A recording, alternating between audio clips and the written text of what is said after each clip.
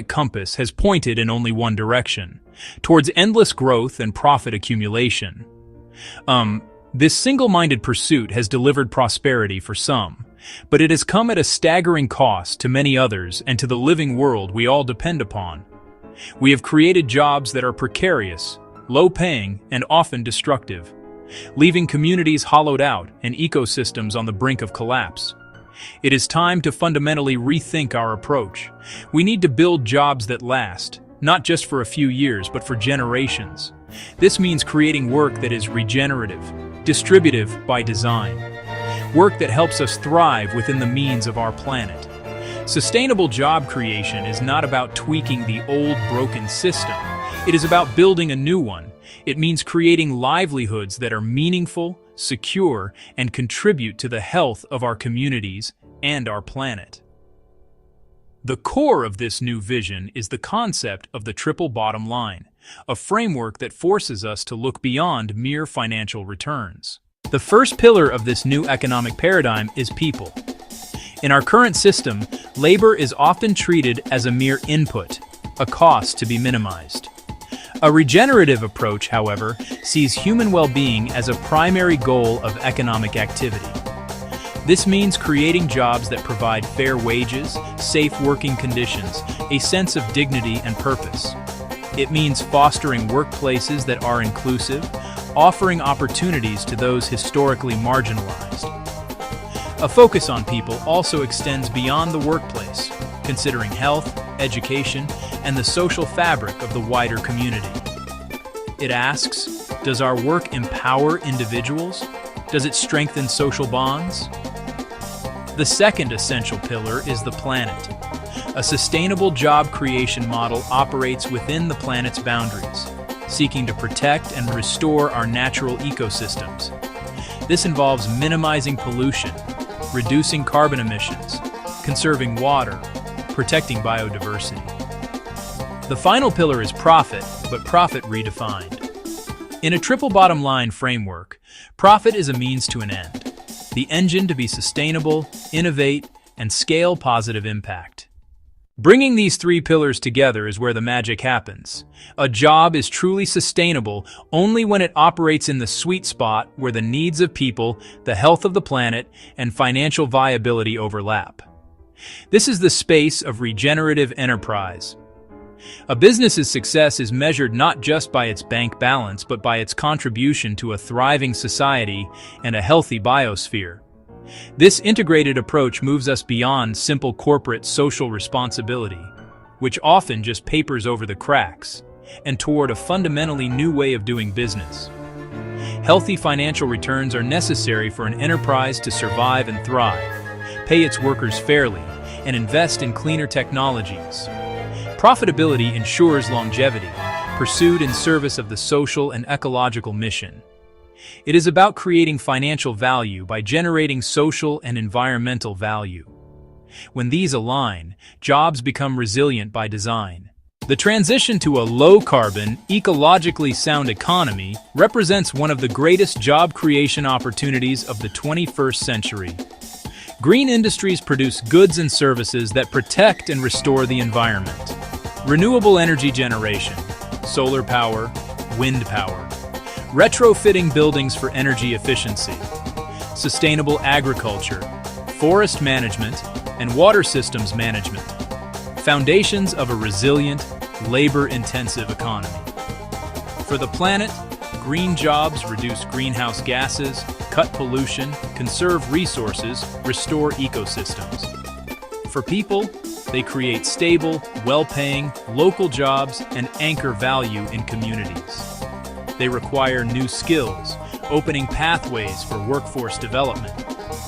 Financially, profit potential is immense.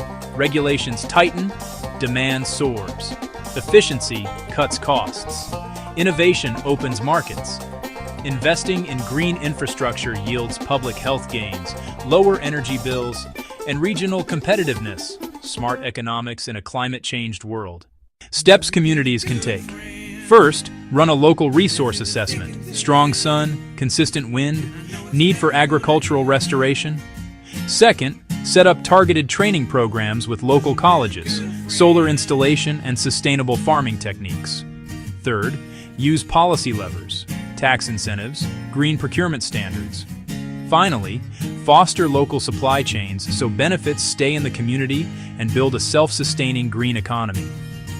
Our current model is dangerously linear: take, make, dispose. The circular economy designs out waste, keeps materials in use, regenerates nature.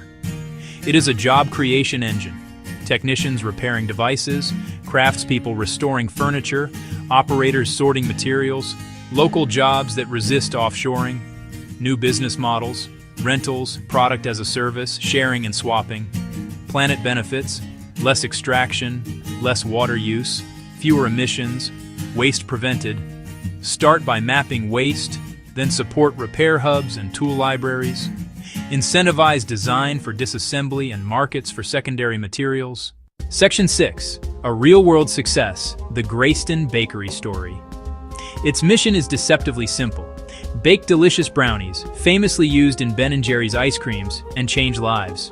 Grayston's core innovation is open hiring. No background checks, no interviews, no resumes. Put your name on a list.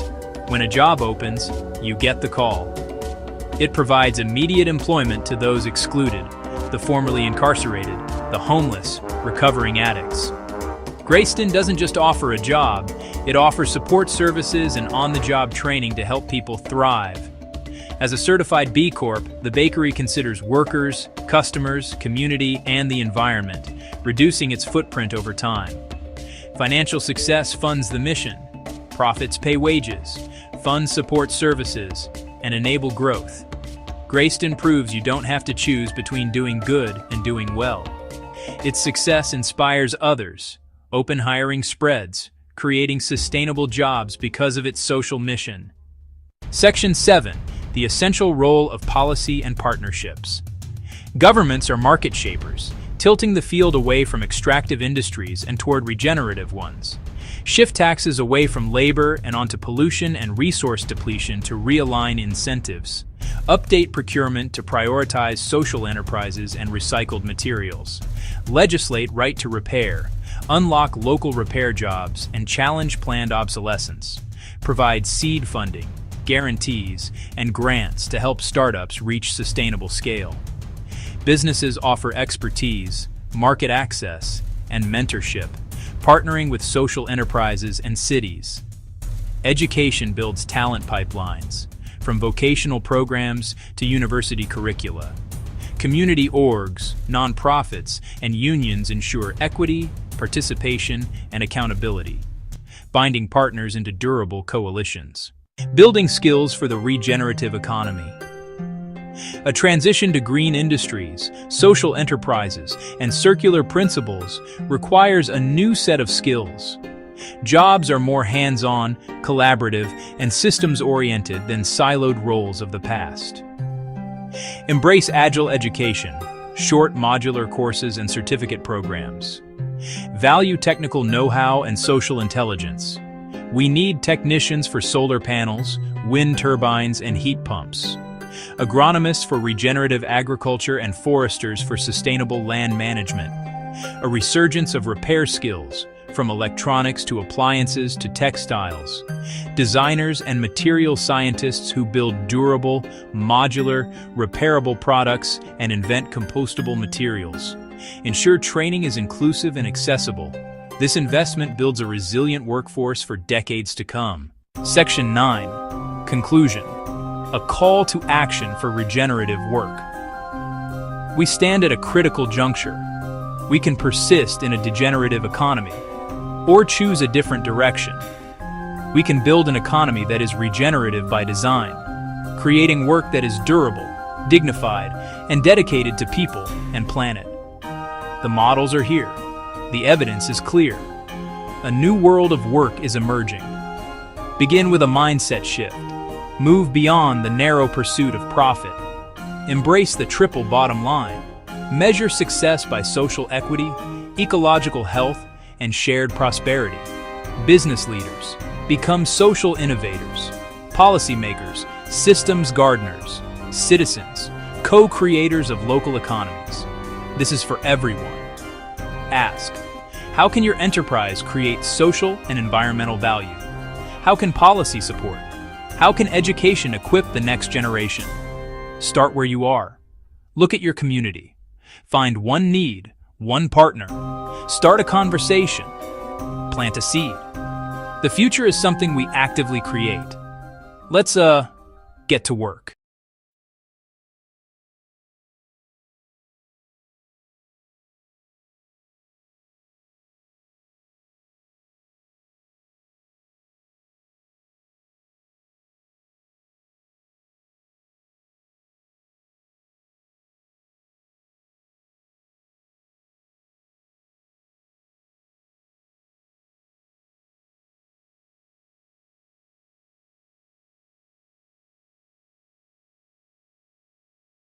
Today is October 20th, 2025.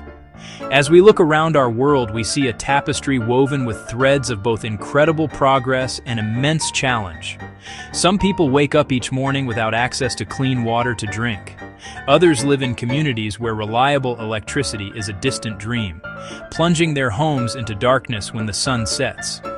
Millions of children lack the basic education that could unlock their potential. These are not just headlines we read about, they are the daily, lived realities for so many. These problems can feel vast, overwhelming, and deeply entrenched, leaving many of us to wonder if real, lasting change is even possible. It is a heavy weight to carry. Yet, within this landscape of need, a powerful and hopeful movement is quietly taking root and growing stronger every day. It is a movement driven by a different kind of leader, one who sees these profound challenges not as insurmountable barriers, but as invitations to innovate and to serve. A social entrepreneur is a person who looks at a social problem and applies the focused determination and creative thinking of a business leader to solve it. They are not content with simply pointing out what is broken. They roll up their sleeves and dedicate themselves to building solutions that are practical, dignified, and designed to last for the long haul. At its core, social entrepreneurship is about refusing to accept the world as it is and daring to imagine the world as it could be. It is the fusion of a compassionate heart with a pragmatic mind. It uses the tools of the marketplace, things like creating products, offering services, and building sustainable financial models. It is a fundamental shift in perspective.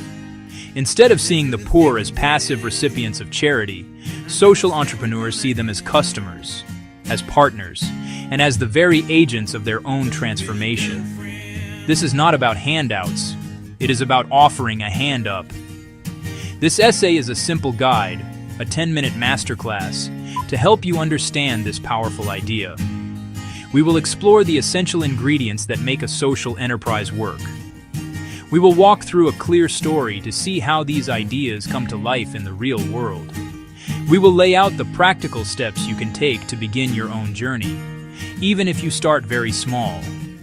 The goal is to demystify this work and to show you that you too have the power to be a force for good.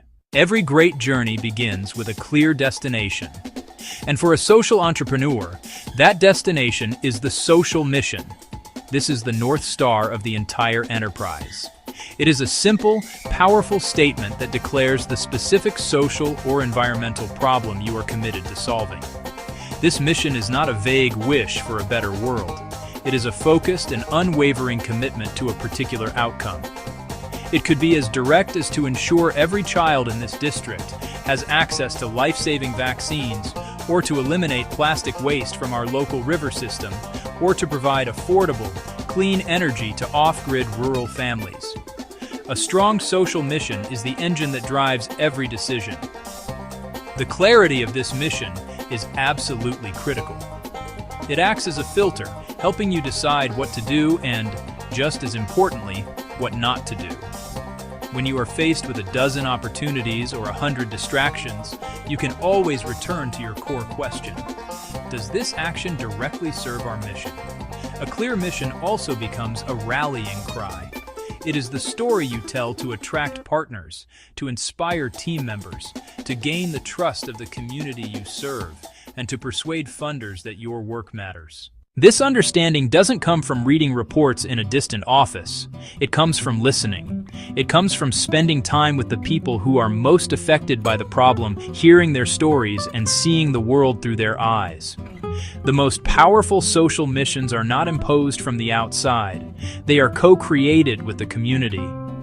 For instance, if your mission is to improve farmer incomes, you must first understand the farmer's world. What are their biggest challenges? Is it access to good seeds? Is it a lack of knowledge about modern farming techniques? Is it the inability to get their crops to market without losing most of their profit to middlemen? Your mission must target the true root of the problem. A mission like to connect smallholder farmers directly to buyers, ensuring they receive a fair price for their produce, is specific, actionable, and addresses a core issue. It becomes the unwavering heart of every single thing you do. Having a noble mission is essential, but it is not enough. The world is filled with good intentions. Social entrepreneurship moves from intention to impact through the power of innovation. Innovation, in this context, does not necessarily mean inventing a brand new high-tech gadget from scratch. More often, it means finding a new way to solve an old problem. It is about being creative. It is about being resourceful. It is about being willing to challenge the status quo. It might involve a new product. It might involve a different kind of service. It might involve a clever business model that turns conventional wisdom on its head. It is the how that follows the why of your mission. Consider the problem of poor sanitation in crowded urban slums. A traditional approach might be to build public toilets. These are often expensive. They are often poorly maintained. They can be unsafe. An innovative social enterprise, however, might design a new solution.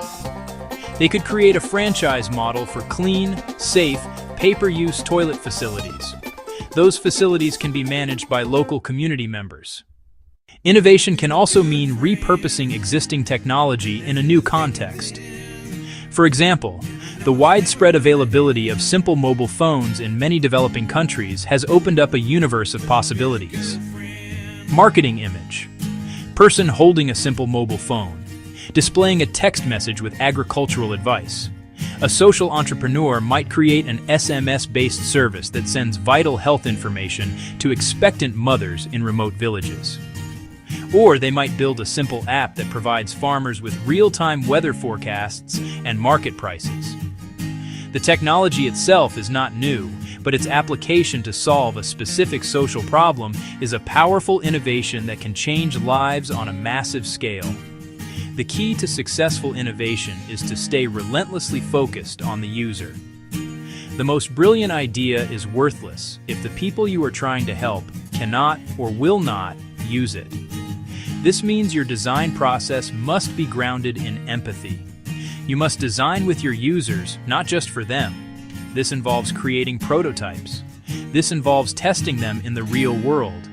This involves gathering honest feedback. This involves being willing to fail and adapt. Is the product affordable? Is it easy to use? Does it fit into the daily lives and cultural context of the community?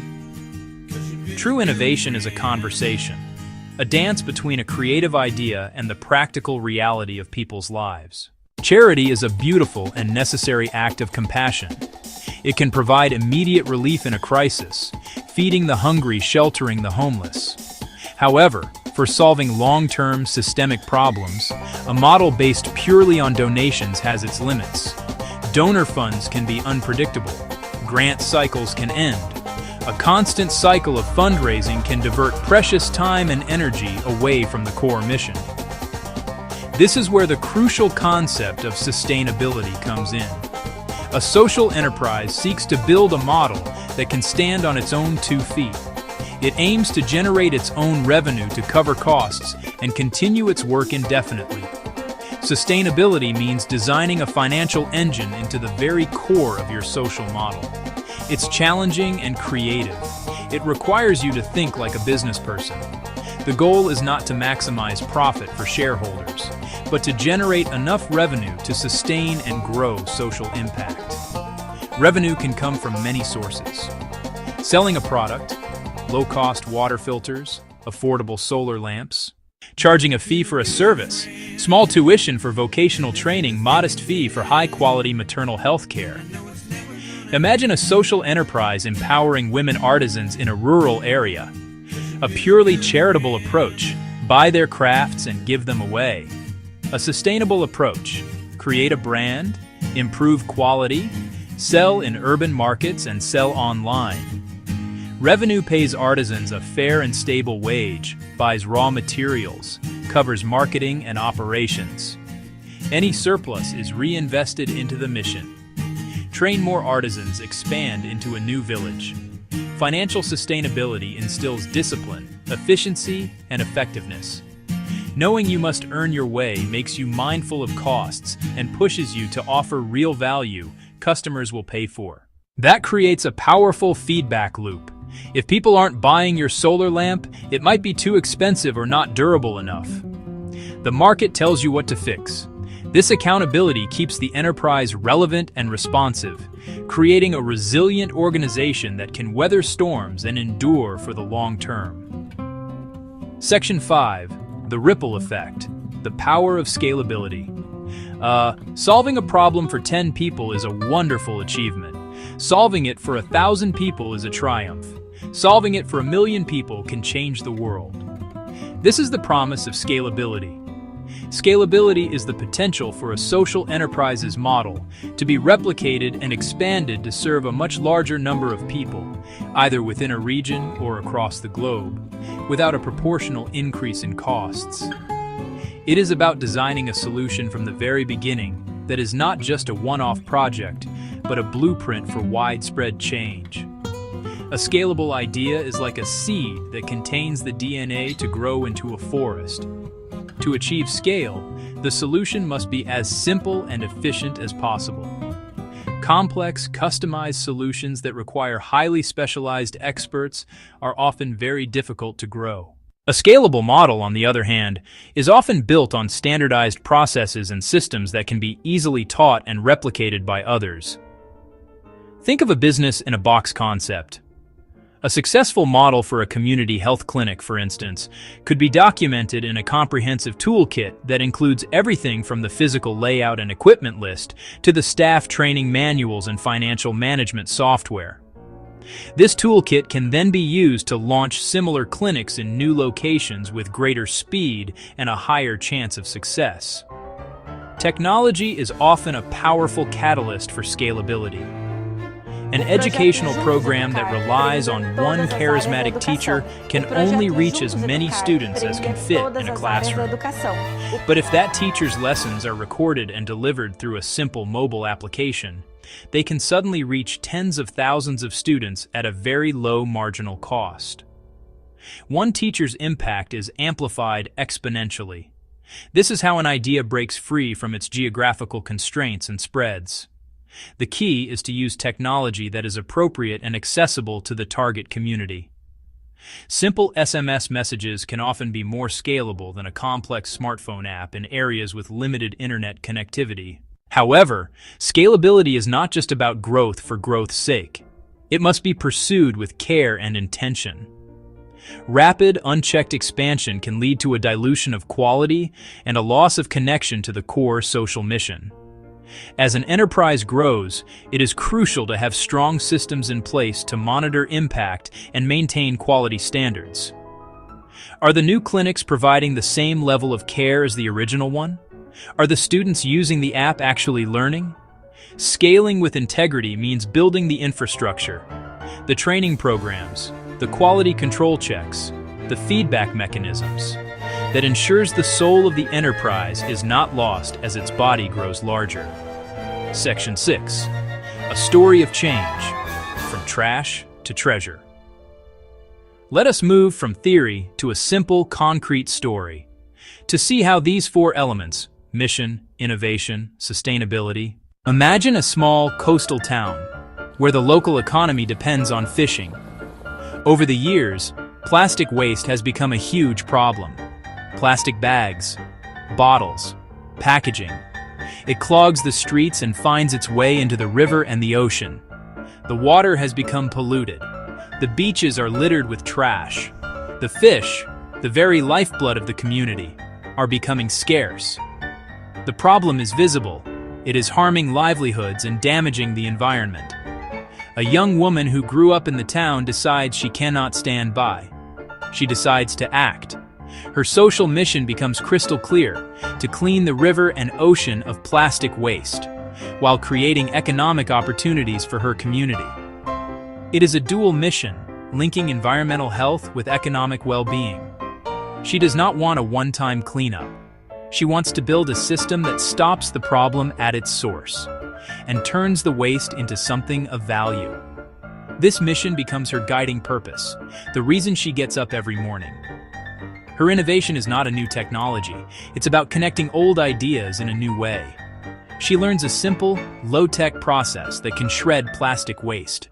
By mixing it with sand, she works with a few unemployed young people, training them to collect, sort, and clean the plastic waste from the riverbanks. She secures a small loan to buy a basic shredding machine and a mold. They begin producing their first batch of plastic sand roof tiles. These tiles are cheaper and more durable than the traditional clay tiles. This is where sustainability comes into play. Local builders and homeowners, seeing they're affordable and high quality, begin to buy them. The project starts to earn revenue from tile sales. This income is not pocketed as profit.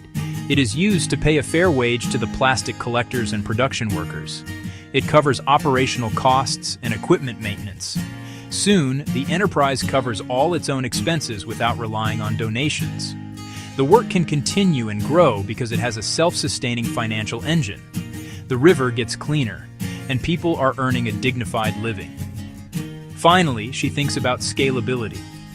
She carefully documents every step: how to organize the collection network, how to operate the machinery safely, how to ensure the quality of the tiles, and how to manage the finances. Section 7. Your first steps on the path of purpose. Reading these stories and ideas can be inspiring, but it can also feel intimidating. You might be thinking, I'm not a business expert. I don't have a big idea. Most social enterprises start small, born from a simple observation and a quiet determination to help. You do not need a fancy degree or a large bank account to begin. You just need to be willing to take the first step. Here is a simple, practical roadmap you can follow. First, find a problem you genuinely care about in your community. Watch children's literacy. Spend time at the local library or at a school. Worried about food waste? Talk to restaurant owners. Talk to grocers. Understand the problem as a human experience, not a statistic. Second, define a clear, simple mission in one sentence. Avoid jargon. Avoid grand pronouncements. Make it concrete. Example: I want to ensure elderly people in my building have access to fresh groceries.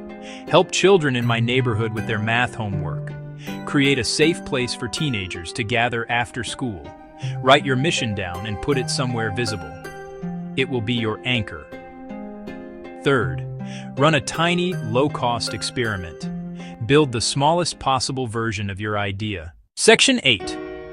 Navigating the inevitable challenges. Embarking on the path of social entrepreneurship is a deeply rewarding journey, but it is also one that is filled with obstacles. It is important to be realistic and to anticipate some of the hard parts you will likely encounter along the way. Expecting these challenges does not mean you will fail. It means you will be better prepared to navigate them with patience and resilience. One of the most common and immediate hurdles is, of course, money. Starting any new venture requires some resources, and at the beginning, funding can be very scarce. You may need to be incredibly resourceful, using your own savings, small grants, loans from local community foundations, microfinance institutions. Section 9. The quiet power of one-kind idea. In the end, after all the talk of business models, scalability, sustainability, social entrepreneurship comes down to something very simple and very human. It is about seeing a fellow human being in a state of struggle and believing you can be part of the solution. Channel your empathy into action. Choose hope over despair. Choose courage over cynicism. The world is full of complex, large-scale problems that can make us feel small and powerless. But stories of social entrepreneurs from every corner of the globe teach us, you do not need to be a famous leader or a wealthy philanthropist to make a difference.